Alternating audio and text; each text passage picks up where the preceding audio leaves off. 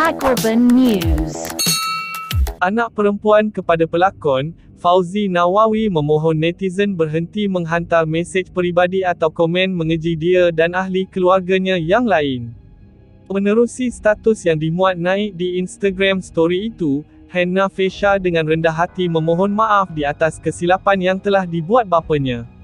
Jelasnya, sebagai seorang wanita, dia juga tidak bersetuju dan terkesan dengan kenyataan yang dikeluarkan. Saya tiada di tempat kejadian dan tidak terlibat secara langsung dalam hal ini. Menurutnya lagi, biarlah bapanya sendiri yang menyelesaikan isu ini dengan pihak yang terkesan.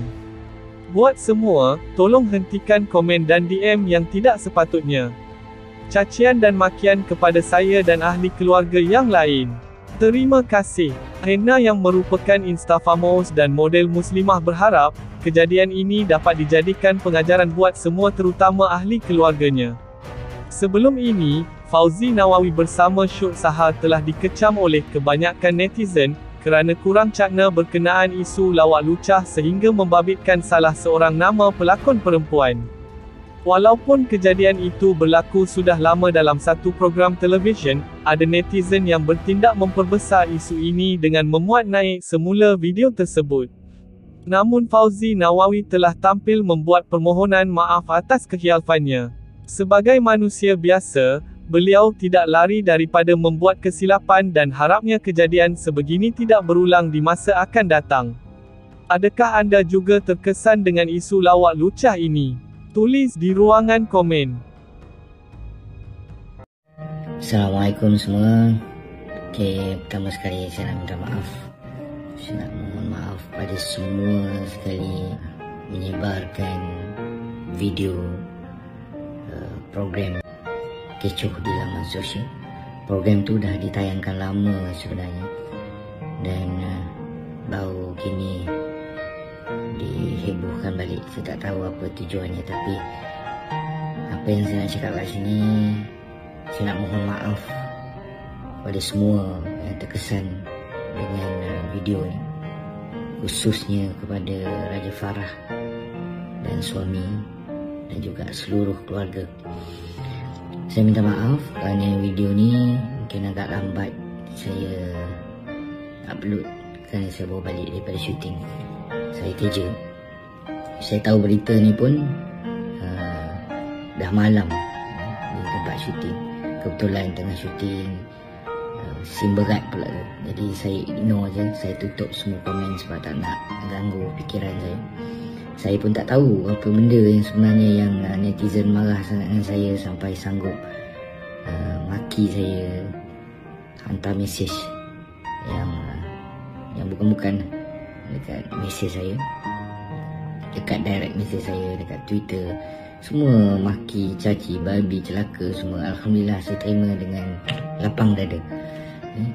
Saya terima dengan tenang, walaupun kusut juga mikir kan. Lepas saya dah tengok dekat Twitter baru saya tahu apa puncanya. Video ni sebelum program ni ditayangkan, selepas recording pada PKP pertama dulu, selepas PKP pertama, habis saja recording, saya dah minta pihak penerbit dan juga produksi untuk potong yang mana yang sensitif. Sebab masa kami bersembang antara lelaki ni, memang salah saya lah. Bila bersembang tu tak kontrol cakap, terlepas cakap dan terlepas nama Raja Farah. Sebenarnya dia orang tanya ni adalah pengalaman watak-watak yang saya pernah pegang. Kalau diceritakan watak 13-14 tahun dulu, watak macam tu lah kan, perompak, penjahat, perogol, itu di antara watak yang sinonim dengan saya. Jadi bila dah terlepas cakap tu, habis recording, saya tersedar yang bahawa ada benda yang patut dipotong, yang disensorkan supaya tak ditayangkan. Tapi malangnya cerita tu pun dah ditayang 2 kali. Tak tahu pula baru hari ni diviralkan balik dekat Twitter. Tapi apa pun, saya mengaku memang salah saya jahil, memang saya tak baik, tapi saya sedang memperbaiki diri saya untuk jadi lebih baik. Kepada yang amat-amat sensitif, yang terkesan dengan video ni, dan tentu suami pada Raja Farah, saya mohon maaf. Mohon maaf daripada hujung rambut sampai hujung kaki. Memang saya tak ada niat langsung nak memalukan pada Raja Farah sendiri dan juga keluarga. Saya minta maaf dan saya tak mahu lagi perkara ni dipanjangkan. Dan kepada netizen yang amat prihatin kepada perkara ni, yang sanggup maki saya, maki mak saya, maki keluarga saya, maki anak-anak saya maafkan. Dan saya anggap anda-anda ni semua terlalu prihatin dan sayangkan saya, sebab tu anda sanggup maki saya. Saya berterima kasih kepada yang mengingatkan saya, mengingatkan kesilapan saya dan menegur kesilapan saya sama ada cara baik ataupun cara kasar. Terima kasih, saya terima dengan rela hati.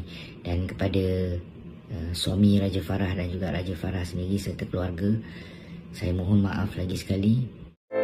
Terima kasih kerana menonton. Jika anda suka video di channel ini, mohon subscribe, like dan share.